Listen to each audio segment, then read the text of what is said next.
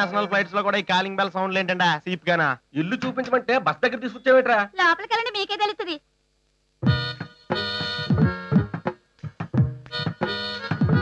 Sir sir hello, wrong నెంబరా? మిమ్మల్ని. అయ్యి బాబు, ఎవరైతే డైరెక్ట్ గా బెడ్రూమ్ లోకి వచ్చేస్తారేంటి? ఇది బెడ్రూమా? యా, అందుకే కదా ఫ్రీగా ఉంటుందని బట్టలు లేకుండా పడుకున్నాం. నిజమా? డౌటా? కావాలంటే చూడండి, నేను ఇక్కడ ఉంటే నా లుంగే బాత్రూమ్ డోర్ మీద ఉంది. బాత్రూమా? నువ్వు లేవు బాబు. మరైతే లింగేలాగే ఉండే. ఎంతగా ఎవరు మీరు?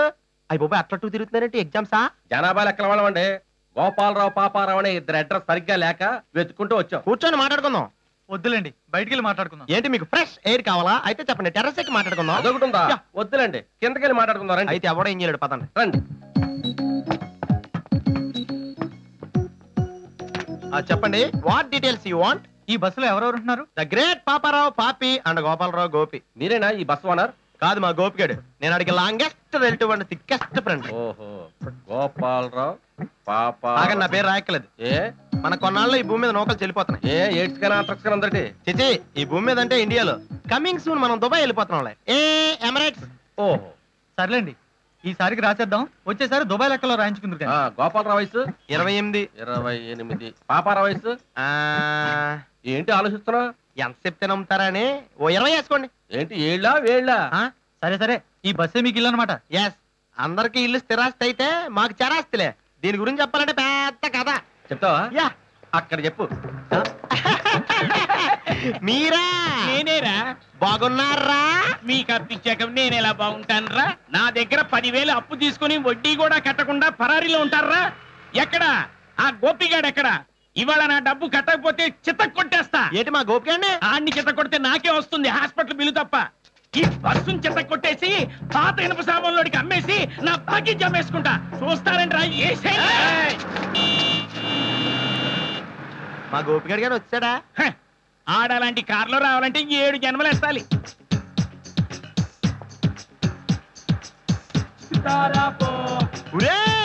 చెప్పానా మా గోపిగాడని? నిన్న దాకా ఈ బస్సు మాత్రం ఓనరు, ఇలా కారుకి ఎలా ఓనర్ అయిపోయాడో చూసావా? ఆడంత రౌలో పైపోతాడు, నాకు ఇప్పుడే తెలుసు. పాపి ఉండు గోపి, ఇప్పుడు నిన్నాడు చెక్కుతో కొడతాడు. చేత్తో కొట్టినా పర్లేదు, నా 10,000 నాకు ఇస్తే చాలు.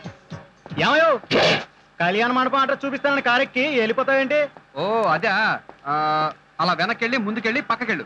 కళ్యాణ మండపం వచ్చేస్తుందా? అక్కడ కానిస్టేబుల్ ఉంటాడు, వాడిని అడుగు అడ్రస్ చెప్తాడు. అతను అడిగితే తెలియదు అన్నాకే నిన్ను అడిగింది. గొప్ప కేసు దొరికిందే బాబు. వెళ్ళు. ఆ డబ్బీని మొహం మీద కొట్టు. కొట్టు బాబు, కొట్టు. మన బస్సును తుక్కు తుక్కు చేస్తారంట. ఏమండి, ఈ బస్సును తుక్కు చేయడానికి మీకు మనసులో ఒప్పిందండి. ఈ రోజే మీకు 10,000 ఇవ్వాలని. 10,000 ఇచ్చే బాబు, ఇచ్చే. అనుకున్నాం కానీ దొరకలేదండి. ఆడంత మాట అన్న తర్వాత చూస్తారేంట్రా? ఆడు వీడు ఏంట్రా? సారీ, బస్సు ఓనర్ తెలుసా? ఏంటమ్మా, 10 కిలోలు ఇనుమున్నోడు బస్సు ఓనర్ అయితే, ఇదే బస్సు అయితే అది కదుగో ఆ రోడ్డు మీద వెళ్తాను, దాన్ని ఏమంటారు? విమానమా? హైటెక్ బస్సులో నీకు తెలుదా? ఏంట్రా చూస్తారు? ఏమండి, ఈ బస్సు మా నాన్న జ్ఞాపకార్థం ఉంచుకుందండి. అందుకని నీ జ్ఞాపకార్థం నీ బాకీ నన్ను ఉంచుకోమంటావా? చూస్తారేంట్రా?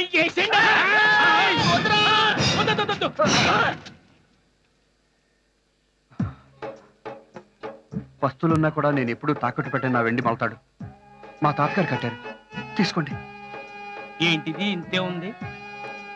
నాకు 3 ఏళ్ల వయసు ఉన్నప్పుడు కట్టారండి. అప్పుడు నా నడువు ఇంతే ఉండేది. ఇప్పుడు సరిపోక ఎక్స్టెండ్ చేశాను.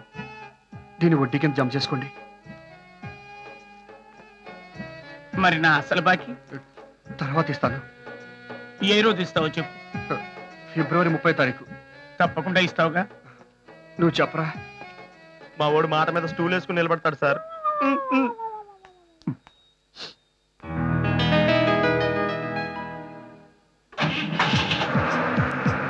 ఇదిగో ఫిబ్రవరి 30వ తారీఖు ఖచ్చితంగా ఇస్తారుగా? యారా బుర్ర ఎవడికిచ్చా? ఎక్కడన్నా ఫిబ్రవరికి 30 ఉంటదా?